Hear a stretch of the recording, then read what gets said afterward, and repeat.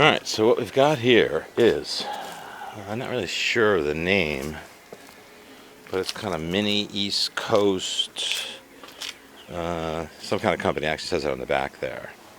But it is actually, I don't know, it's a quarter or half scale. I guess I don't know too much. What I do know is that it's got a 6.5 horsepower Tecumseh motor underneath that big blower looking thing.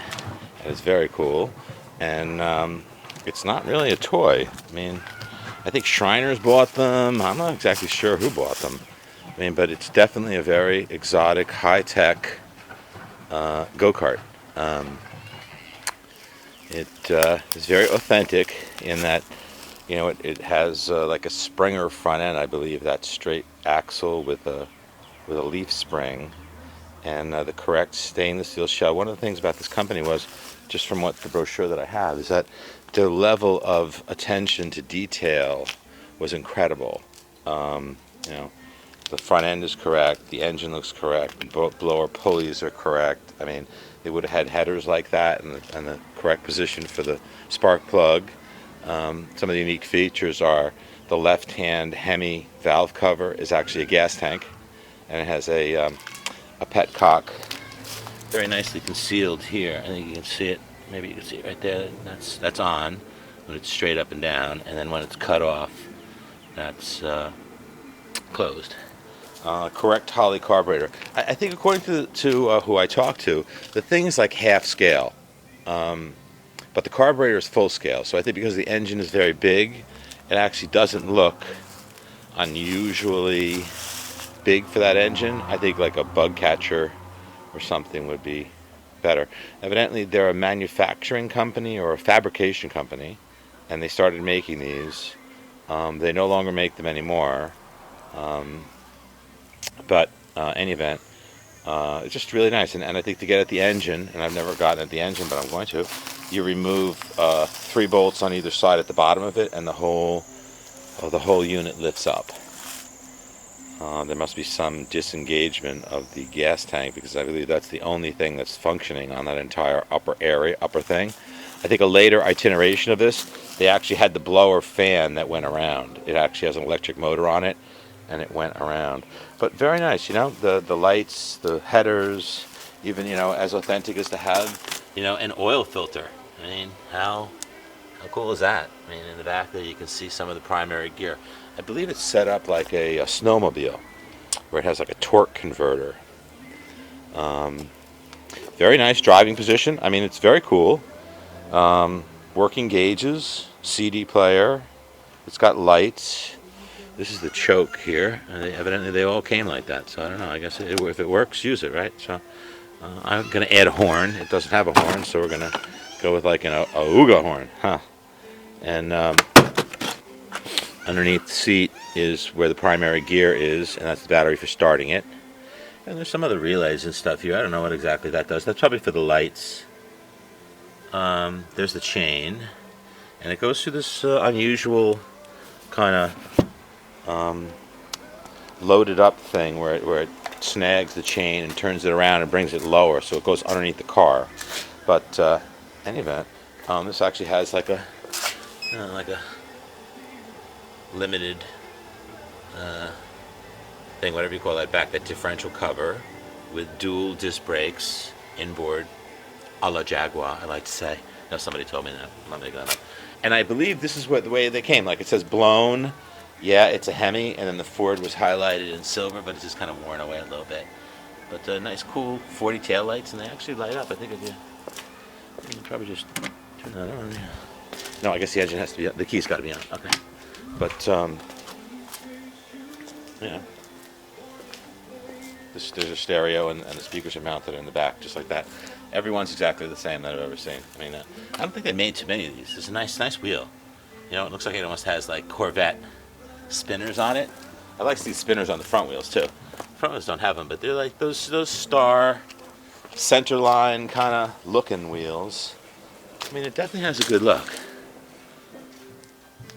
You know, it needs a little bit of detail, but that also gives it a little bit of authenticity. I mean, like the radiator has like a bump in it, you know. Yeah, it's how you'd build it if you had the time to do it, and the wherewithal and a machine shop. So I'm very happy with it. I think it's very cool. It has like little hairpins, the hairpins that run back into the chassis. Tied in down there. Let's see, I can't see. But yeah, I like a bug catcher on top of that carburetor.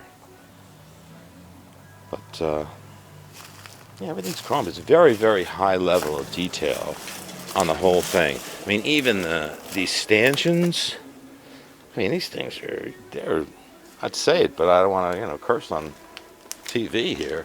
I mean, they're really made. I mean, that thing is just whopped in there. Well, so you got the limited edition. It's got the gauges. I don't know what that holds on. Oh, that must hold on the stereo plate.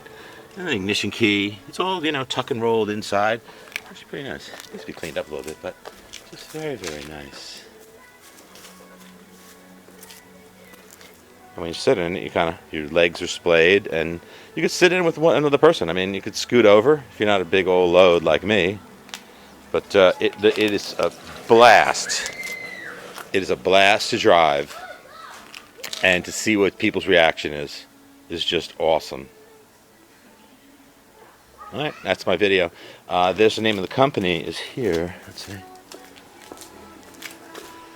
They're called East Coast Mini Classics. East Coast Mini Classics. Yeah. I mean, I think they're like $8 to $10 grand in this condition. This has all. There's only a couple of options that this thing didn't have, and they're crazy, like blinkers. No, not blinkers, and they're not neon signs. They're flashers, like flashing, repeating lights, whatever you call those things, like ambulance have, and then under tray fluorescence. And I think that was it. He has every other option that you could get on it.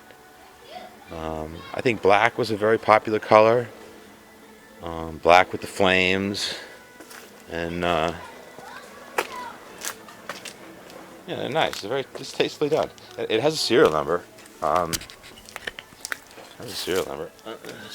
In there someplace. It's 108. So it's the 108th. So we know they made 108 of them at least, right? Who knows?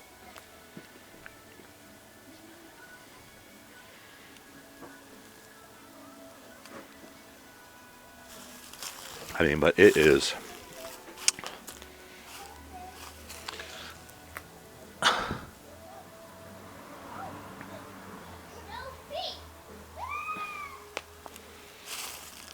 Yeah, the pipes.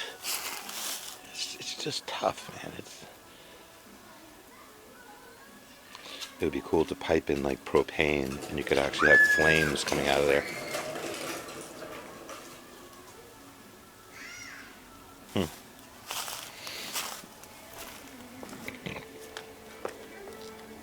Very cool. Even like the finish piece on the steering wheel. It's a nice little piece. I mean, it's really very well built. Had a radio antenna. I put it inside. I don't like the radio antenna to look outside. So that I got to figure out. But it is really, really, well made. They make their own chassis. You can see some of the chassis down there below. I've been underneath it, so I can tell you it's actually very stoutly made. And there you can see where the belts and all the mounting stuff is on the pulleys. And then this nice, the flying wings. That's very cool, The flying wings. Yeah. Can't think of too much else that they could have added. They could use a faux rear view mirror, and that would be very cool. Have a faux mirror, or maybe the mirror is mounted above the windshield. But very cool thing. And good mirrors. Yeah, side mirrors would be good, because when you're driving along, you really can't see behind you. But that's it. Yeah, there's another look at that wheel. The wheels are cool. Yeah, nice deep dish. I think they're polished aluminum. I have no idea. They could use a polish, I could tell you that. But anyway, I think it's very cool. Yeah, I'm loving it. We're just getting to know this thing a little bit. And it's a mini T. It's a mini T bucket, whatever you want to call it. With a Hemi. There you go. Thanks for watching.